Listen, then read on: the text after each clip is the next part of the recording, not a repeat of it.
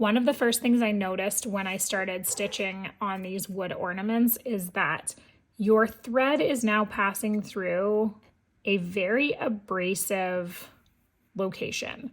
So the wood has a sharper edge than, say, a fabric that you're going through.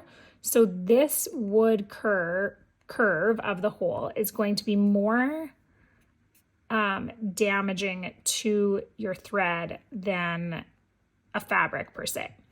So when we're choosing our length of our floss, you're gonna choose less than more. So you don't want to be choosing and pulling a large amount of floss out of your skein, because as it passes through every time you take a stitch, the longer this portion is going to pass through the wood over and over and over again. And every time that does that, you're going to start to create like fraying on your thread.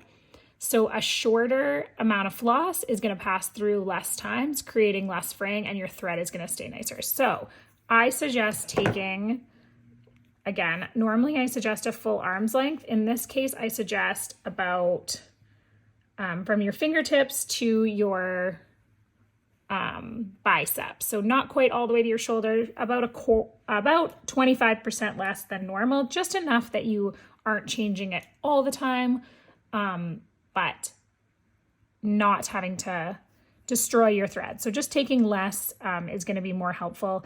If you aren't as bothered by that idea, that's totally fine to take as much floss as you want, but that is how to protect your thread. If you have thread wax, something that you can get on a few different Etsy stores, that's another option to help protect your thread, but it's not something that I used when creating any of them, and for the most part, I don't actually see fraying on any of mine.